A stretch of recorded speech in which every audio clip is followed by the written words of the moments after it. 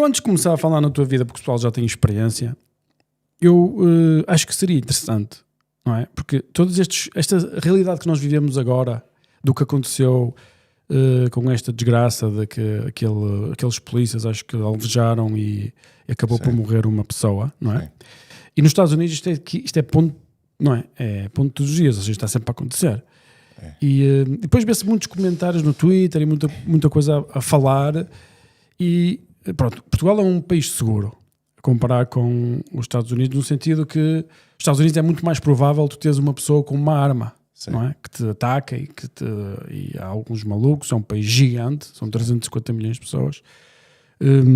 Aqui nos Estados Unidos é uma coisa mais incomum, aqui em Portugal é uma coisa incomum.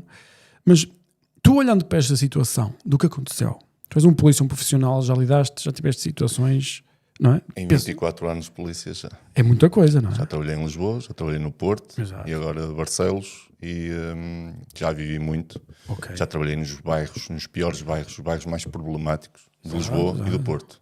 Ok. Por isso já vivi. Portanto, não há aqui ninguém melhor para falar do assunto, de uma experiência pessoal do polícia do que uma pessoa como tu, não é? Sim, eu consigo dar a visão de um polícia perante o que sucedeu. Eu consigo dizer o que é que um polícia sente e o porquê do polícia ter reagido assim. Exato. Eu consigo dizer. Quem está de fora é muito fácil, tu podes opinar muito bem sobre o trabalho de um pedreiro, mas nunca saberás tanto como um pedreiro. Lógico. Porque é que ele falhou naquele muro. Claro. Agora, um polícia quando falha, já sabes, ou é um tiro, ou é uma bastonada mal dada. Exato. É sempre alguma coisa. E para a comunicação social vende muito mais. Isto para a comunicação social é espetacular. Para os jornais é altamente, é quando eles mais vendem, é quando há mortos, quando há polícia. Eu vejo pelos meus vídeos, eu quando falo de polícia, eu meto um Reels de polícia ou um YouTube de polícia, é impressionante. Porquê que achas que acontece isso? Porque a polícia há muito segredo à volta da polícia. Eu continuo a dizer, eu digo sempre nos meus vídeos, eu tento sempre humanizar a profissão. Dizer que a profissão de polícia é mais uma. Não podem, ao dinheiro que um polícia ganha, não podem dizer que a profissão de um polícia é especial. Pois, o polícia é mal pago, na minha opinião, se quer dizer, é mesmo mal pago. Ou seja, que ele tem um risco. Um polícia ganha 1.200 euros. Pois. 1.200 euros. Isso, hoje em dia, poucas as profissões não pagam 1.200 euros. Exatamente. E um polícia que saia de Barcelos, como eu fui, em 2001, que vá para Lisboa, eu na altura não ganhava isso, ganhava muito menos, mas considerando a inflação, pagares casa, pagares estadia, pagares comida, pagares as tuas viagens para a terra, não vale a pena. Vocês estão lá mais para fazer anos, para depois poder... Eu tive 20 anos, João Miguel. Eu tive 20 anos para vir para Barcelos. 20 anos. 20 anos que tiveste? Eu tive 7 em Lisboa e 13 no Porto. É uma péssima escolha de carreira, não? Mas eu na altura fui enganado pelo meu pai. Meu pai também era polícia e esteve lá um ano e veio para casa. Agora é diferente. E agora já não sei se são 7 anos em Lisboa, se são 5, são 12, já dizem que são 12. Aquilo varia consoante as necessidades e o que o governo autoriza para a entrada. Mas repara, mas ganhar 1.200 euros para estar em Lisboa, longe de casa... E depois o que acontece. E depois não é? Se calhar tens que ir para bairros problemáticos. Sim, e depois é assim, depois nós não trabalhamos 8 horas e vamos para casa, nós temos 8 horas. Mas vocês têm turnos também. Temos turnos, mas temos a cláusula, 24 horas de serviço. Que podem nos chamar. Podem chamar e tu és obrigado a ocorrer alguma situação. Se estiveres na rua, se presenciares alguma coisa, tu como polícia, o teu código deontológico, tu és obrigado a trabalhar. Tu és obrigado a trabalhar se vês uma coisa na rua? Porque se as pessoas souberem que eu sou polícia... Mas como polícia? Como polícia. Ou seja, tu apresentas-te como polícia? Sim. A qualquer momento? Sim, já fiz isso e já me lixei algumas vezes por causa disso. Porquê? Lixei-me uma vez, já disse em vários podcasts, mas vou dizer hoje mais uma vez. Lixei-me porque uma namorada foi agredida, uma ex-namorada foi agredida à minha frente, as pessoas sabiam que eu era polícia, eu faria, fogo. Então, eu fui lá, olha, eu sou polícia, e ele tentou-me agredir várias vezes, e eu tive que me defender. Ele bateu o meu batilho, tenho aqui 6 pontos, e tive que pagar ao tribunal 2.000 ou 3.000 euros por causa disso. Mas tu pagaste, mas tu não agiste em legítima defesa ou foi assim um bocado também da vingança? A legítima defesa, não foi vingança, que eu não conhecia ninguém. Exato. Não, a ex-namorada, mas não é minha. Ela não foi minha. Era uma mulher que foi agredida pelo ex-namorado. Não era minha. E eu estava lá a presenciar. E presenciei aquilo. E tive que intervir. E porquê que tiveste que pagar? Tive que pagar porque a juíza, na altura, quando vi uma mulher, fiquei todo contente. Uma mulher a juir alguém alvo de violência doméstica, fiquei todo feliz. Porque os meios, lá está a legítima defesa, é toda ela subjetiva. Claro. Porque, segundo a juíza, eu deveria ter optado por outros meios que não aquele. Ou seja, ele tentou-me agredir, eu devia ter feito uma chave, segurado o indivíduo, eu não tinha algemas, não tinha nada, segurado o indivíduo até chegar a polícia de serviço e algemar o indivíduo e detê-lo. Eu disse, Sra. Doutora, eu não tinha arma, eu não tinha algemas, eu tinha a minha carteira profissional. E é perigoso. Com certeza. E é perigoso. Eu não sei o que é que ele tem por baixo da camisa, não faço a mínima ideia. Portanto, ele tentou-me agredir várias vezes, só assim é que eu consegui parar. E ao agredir, causei-lhe danos. Ele fez-me 6 pontos na cabeça. Eu agredi-lhe, acho que lhe cabo aqui do nariz ou dos dentes.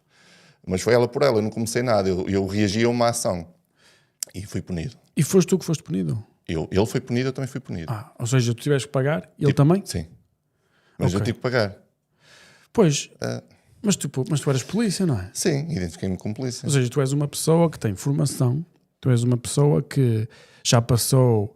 Como é que se diz? Para teres nesta formação tens de ter um certo nível de... Não podes ser um criminoso para ir para a polícia, para não? Não. Pronto. Ou seja, és uma pessoa que tem formação, não é um criminoso, está, digamos, é aceito pelo governo que tem para fazer uma determinada função, e quando se passa aquela situação tu és tratado da mesma forma como cidadão. Nós somos tratados, nós não somos tratados da mesma forma, somos tratados piores. Porquê? Porque nós somos punidos, tu se fizeres alguma coisa na rua, tu és punido a nível criminal. Tens um tribunal que te vai julgar. Eu tenho o tribunal e tenho o policial. Eu tenho as minhas normas internas. Eu levo de 2 lados. Eu, se por exemplo, estiver na rua a bater em alguém, eu vou ser punido no tribunal e vou ser punido dentro da instituição PSP. Ok. Sempre dos 2 lados. Mas isso é comum acontecer esse tipo de coisas? Ou seja, os polícias serem... Os melhores polícias, sim. Nos que trabalham. Ou seja, o que tu queres dizer é que depois o pessoal, como já não se quer queimar... Os mais velhos. Já... Os mais velhos. Por isso é que os novos vão para Lisboa, os novos têm sangue na relva e vão trabalhar. Ainda tem aquela ideologia. Que vão mudar o mundo. Exato. E mudam, mas se calhar o mundo deles. O mundo deles é mudado. Exato. Deste meu colega que deu o tiro, provavelmente mudou completamente o mundo dele. Exatamente. Nunca mais será o mesmo. Pois, como deve ser fácil. Não. E nunca mais. Ele está completamente... Porque mesmo que ele não seja punido, que a meu ver infelizmente irá ser... Achas que vai ser punido? Vai ser um excesso de legítima defesa. Para mim infelizmente vai ser. Eu estive a falar com alguns advogados, eles disseram-me que ele não vai ser punido. Ele vai ser punido, não vai cumprir pena. Não, disseram-me que existe uma coisa chamada legítima defesa por necessidade ou por assustado. Por nativa, exato. Por estar assustado. Ou seja, acontece uma coisa e naquele momento, apesar de a posterior se concluir que foi excesso, mas por causa de ser um momento de tensão, e imagina, vai um homem com uma faca para cima de ti, tu tens quantos segundos para reagir? Quase nenhum. Se tu não reagires, o que é que te impede de levar 3 ou 4 facadas e morrer, como já aconteceu muitas vezes nos Estados Unidos? Eu vou-te dar um exemplo. Isso é a mesma coisa, essa legítima defesa, é legítima defesa desculpante. É a mesma coisa que o homicídio desculpante. A mesma coisa que se tu chegares a casa e vês que alguém te fez mal ao teu filho, que fez alguma coisa mal a um filho teu, tu matas um indivíduo. Isso. Não pode ser de vingança. Não podes, vais ser punido, mas vais ter uma desculpa, é o tal homicídio desculpante, que o juiz vai entender que é desculpável aquilo que tu fizeste. Não é o correto, socialmente não é o melhor, porque existe polícia, existe tribunais para fazer disso, mas no fundo eles entendem a tua emoção, a emoção de tu veres aquilo. Claro, e a legítima defesa vai um bocado por aí. Mas ele será sempre punido. Agora, a minha dúvida, o que eu acho é que ele nunca irá cumprir pena efetiva. Agora, expulso provavelmente será. Vai ser expulso? Isto baseado nas últimas declarações, sabendo que não havia faca envolvida, arma branca envolvida. Se a arma branca não foi empunhada, se for provado isso, completamente um excesso de legítima defesa. Embora eu diga que não é pelo facto de um polícia dar um tiro a uma pessoa que é excesso de legítima defesa. Porque se essa pessoa, imaginem, que é um lutador de MMA muito famoso, toda a gente o conhece. Um Miguel Oliveira, em vez das motas, mas do MMA. Eu sei que ele vem para cima de mim. Eu não vou poder levar a primeira, porque se eu levar a primeira, provavelmente eu não vou estar lá. Ele vai-me roubar a arma, vai-me matar. Aí um juiz provavelmente irá saber que aquilo é uma legítima defesa, se calhar, adequada. O que acontece é que muitas vezes nós não sabemos com quem estamos a lidar. É sempre um sorteio. Exato.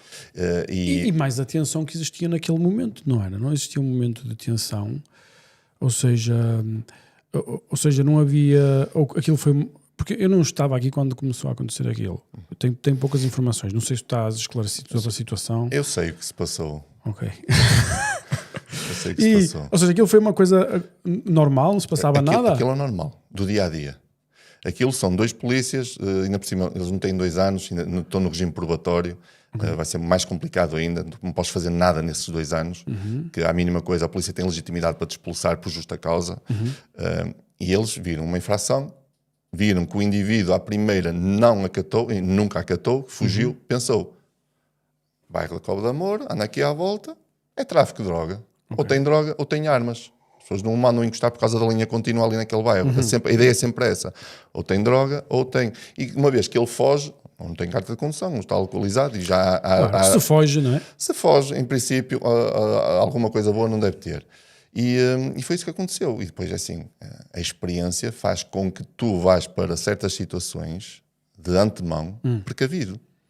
Uma coisa é abordares um carro de madrugada na Cova da Moura, Claro. em que, por exemplo, um colega morreu em 2005 com 24 tiros. O Irineu, um colega nosso, foi algo de uma emboscada, ele levou com armas de fogo, armas de guerra, levou 24 tiros, fuzilado. É normal que um colega que saiba disso, que sabe que depois os colegas mais velhos dizem, cuidado, para entrares aqui no bairro, tens que agir desta forma. É completamente diferente de abordar, em Cascais abordar um Mercedes durante o dia, não é? Ou uma senhora de 50 anos, com um cabelinho assim, com um caniche do lado e abordar. Claro que as pessoas... é racismo. As pessoas pensem o que quiserem. Agora, isto é pôr-se a jeito. É inteligência, não é? É inteligência. Isto tem que ser inteligente. Depois, tu se és cozinheiro, se vais pegar numa panela, tu já vais com uma toalha na mão. Porquê? Porque queimaste a primeira vez. Eu não quero queimar na segunda, nem na terceira, nem na quarta. Eu tenho um mínimo de inteligência para saber que eu tenho que me adaptar às circunstâncias. E no fundo foi isso. É adaptar-se às circunstâncias. Agora ali... ele saiu do carro, provavelmente, saiu com uma postura agressiva para cima dele. O indivíduo é grande, deve tomar coisas da Prozis também, o mais certo. Foi para cima deles e eles assustados, porque viram que se calhar não tinham capacidade física para lidar aguentar. com o homem, não é? 2 tiros para o ar, ao último ele continuou com quem? Se me derem um tiro para o ar à minha frente, eu também vou fazer.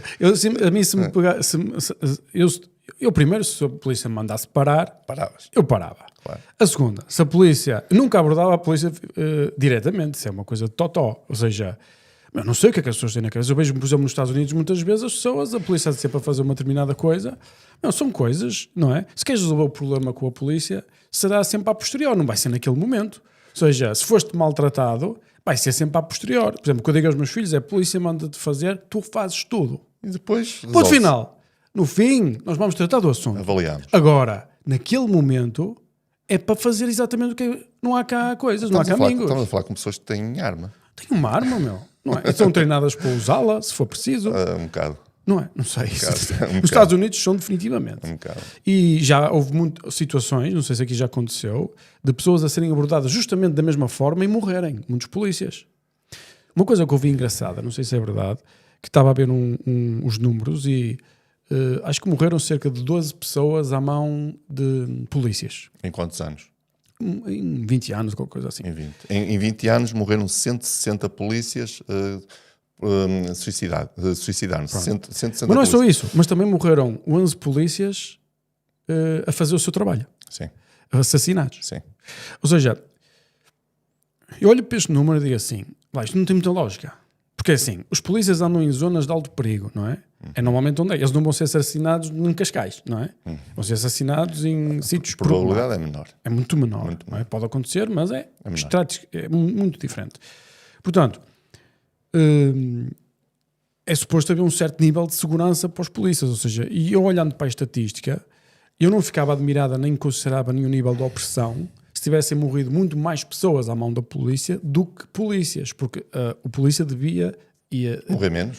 morrer menos e ser preservado. Mas tu estás a trabalhar, estás a ser pago para trabalhar, não tem lógica tu morreste tanto como aqueles gajos que tens de controlar. Não sei Com certeza. Mas isso acontece já nas manifestações. Se tu fores ver, por exemplo, quando há uma manifestação que o Sporting é campeão, o Porto é campeão ou o Benfica é campeão, no Marquês de Pombal, eu acho que eu fico incrédulo quando vejo notícias a dizer assim, manifestação, pancadaria entre claques e 7 polícias feridos, a necessitar tratamento hospitalar, 2 pessoas da claque foram feridas. 2 para 7?